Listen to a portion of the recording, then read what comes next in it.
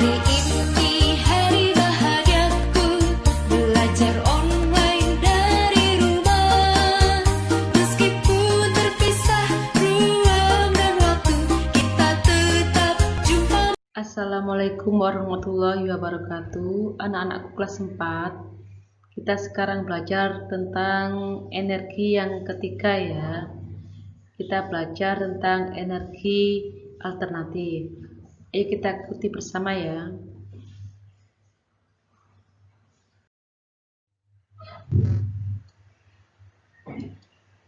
Energi alternatif. Energi alternatif itu adalah energi pengganti bahan bakar fosil. Bahan bakar fosil itu kan seperti minyak bumi dan batu bara, dan itu energi yang tidak terbarukan, alias kalau pembuatannya membutuhkan waktu yang sangat lama. Jadi kita harus mencari alternatif lain, pengganti lain tapi fungsinya sama, sebagai sumber energi juga. Keuntungan kenapa kok kita harus mencari energi alternatif? Karena ada keuntungannya ya, yang selain dari bahan bakar fosil, yaitu berasal dari sumber daya alam dan dapat diperbarui. Ini yang paling penting, ini yang tidak dimiliki oleh bahan bakar fosil seperti minyak bumi dan batu bara ya. Yang kedua, lebih hemat dalam hal keuangan ya, dan juga ramah lingkungan. Maksudnya energi alternatif tidak menghasilkan polusi yang membahayakan untuk lingkungan. Kalau bahan bakar fosil kan ada polusi ya, polusi udara, sampah dari industri pertambangan atau yang lain ya. Kita melangkah ke macam-macam energi alternatif, yaitu energi matahari. Manfaatnya apa? Sudah pernah saya bahas di energi yang bab pertama ya. Manfaat energi dari matahari adalah, kalian lihat gambar itu ada solar cell yang biasa dipakai untuk menghasilkan listrik untuk menyalakan lampu di jalan raya. Surabaya punya ya nak ya. Jadi sinar matahari ini menghasilkan panas dan cahaya. Energi panasnya bisa untuk dipakai untuk sel surya ini ya, solar cell ini untuk menghasilkan listrik. Yang dipakai adalah energi panasnya ya. Dan untuk tumbuhan berfotosintesis, siklus air, daur air, karena untuk menguapkan air laut ya, untuk menguapkan air-air yang ada di bumi hingga terbentuk menjadi awan, membuat garam dari air laut, pengawetan ikan, menghangatkan bumi dan mengeringkan pakaian. Ini sudah pernah saya bahas di energi yang pertama ya.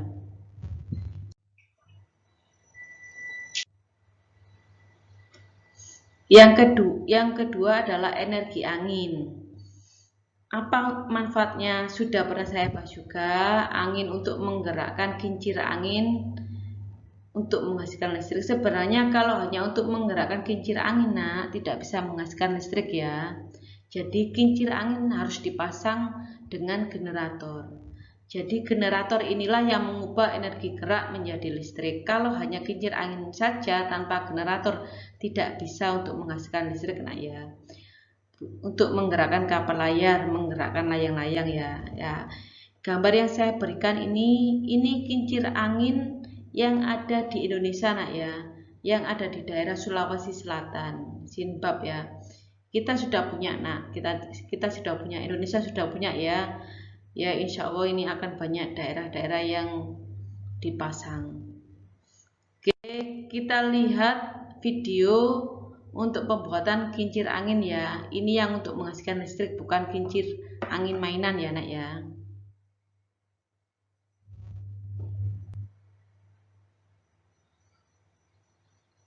Perhatikan, ini beberapa bahan dari karton, kardus tebal, dijadikan satu biar kuat ya nak ya. Karena ini nanti dihubungkan dengan generator.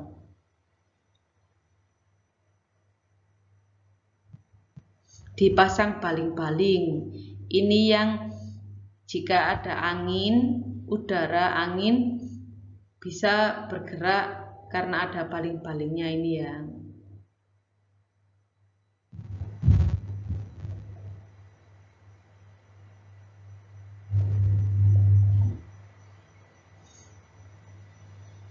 Kita buat stick penyangga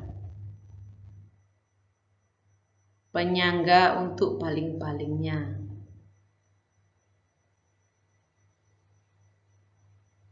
Nah, ini yang generatornya. Ini nanti pengubah energi gerak menjadi listrik ya. Karena ini gerakannya tidak besar, maka yang listrik yang dihasilkan juga kecil ya. Karena memang tergantung energi yang digerakkannya. Ini kan dalam skala kecil nak ya, bukan skala besar. Jadi generatornya ini nanti bisa bergerak, berputar karena baling-balingnya berputar. Baling-baling berputar karena ada energi angin. Nah, kalau tidak ada energi angin, baling-baling juga tidak berputar. Jadi perubahannya energi angin menjadi energi gerak pada baling-balingnya. Kalau baling-baling bergerak, baru bisa menggerakkan generator. Generator mengubahnya menjadi energi listrik hingga bisa menyalakan lampu. Ya, ini yang dipakai lampu kecil nak ya. Ini semacam diode LED ya, semacam LED. Tidak lampu besar, belum cukup ya. Jadi dipasang LED kecil.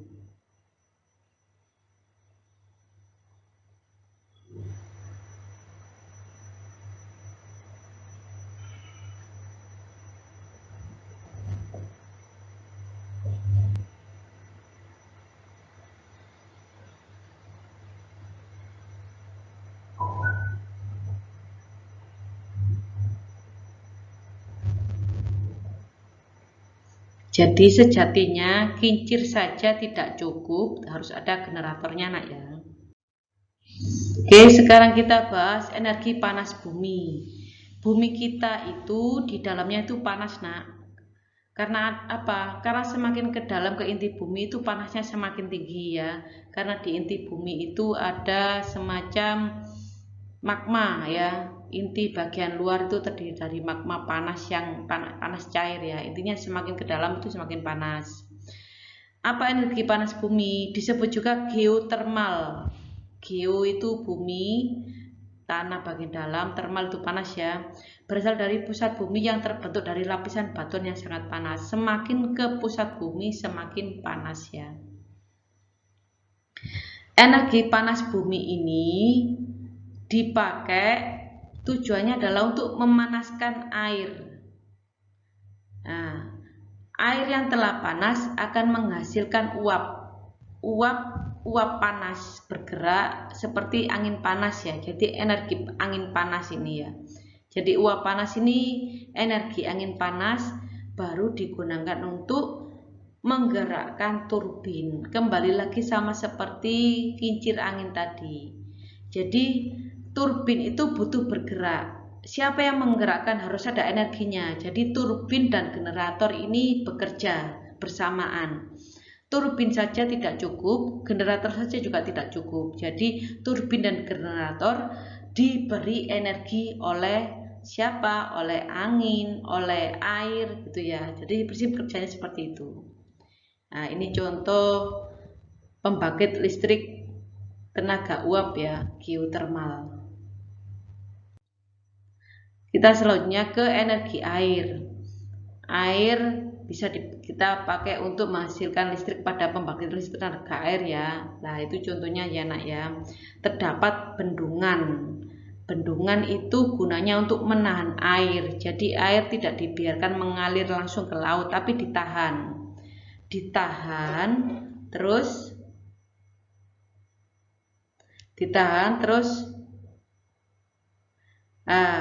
hanya dibiarkan mengalir daerah sini. Ini mengalir cukup deras. Yang daerah sini ini dikontrol. Jadi air yang masuk ke pipa-pipa sini dikontrol. Untuk apa? Karena untuk menggerakkan turbin yang sudah dipasang.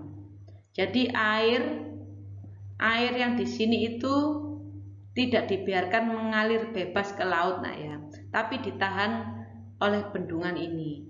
Lah di sini dipasang turbin dan generator untuk menghasilkan listrik. Jadi kita manfaatkan laju air ini biar tidak mubazir nak ya.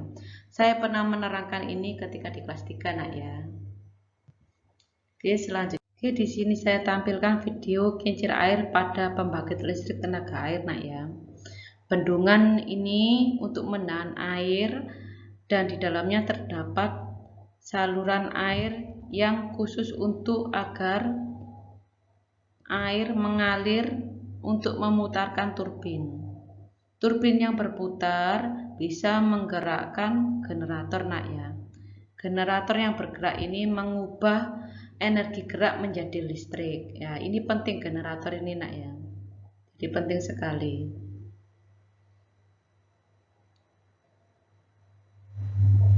Air yang keluar ke aliran air selanjutnya ya. Oke, sekarang kita bahas energi alternatif tentang gelombang laut. Ini mungkin energi yang sangat besar, tapi mungkin di sini kita belum memiliki ya untuk memfokuskan ke energi gelombang laut. Di sini memanfaatkan gerak gelombang laut yang terus-menerus yang daerah pantai nak ya, untuk menggerakkan turbin pada pembangkit listrik. Jadi intinya sama, untuk menggerakkan turbin lalu ke generator. Ini beberapa contoh alat yang lumayan canggih nak ya. Di sini ada dua karena bergerak, baling-baling bergerak karena energi angin, dan ada turbin yang dipasang di dalam yang bergerak karena gelombang laut. Sekarang kita bahas yang terakhir, energi biofuel atau energi kimia ya, karena berasal dari anorganik organik. Jadi ada kata bio itu berarti berasal dari benda-benda hidup. Nah, bahan-bahan organik ya, energi kimia. Di sini energi alternatifnya kita bisa membuat biosolar. Biosolar ada kata bio berarti dari benda hidup. Solar dari bisa untuk menggantikan solar. Solar bisa dipakai untuk mobil-mobil ya, mobil truk gitu ya, memakai solar. Bisa memakai biosolar. Bahannya itu dari biji tanaman jarak, terus biji bunga matahari, kelapa sawit sama kedelai. Jadi tumbuhan yang bisa menghasilkan minyak bisa untuk bahan biosolar atau biodiesel. Kata lain biosolar itu biodiesel. Selanjutnya bioetanol, ini pengganti bensin nak ya. Jadi bisa untuk memakai bioetanol, ada kata bio ya, dari benda hidup untuk pengganti bensin. Bensin di sini adalah bahan bakar sepeda motor nah ya. Yang bisa dipakai itu singkong, sagu, jagung, ubi. Jadi semacam karbohidrat ya. Terus selanjutnya biogas. Ini pengganti LPG yang dipakai untuk memasak ya.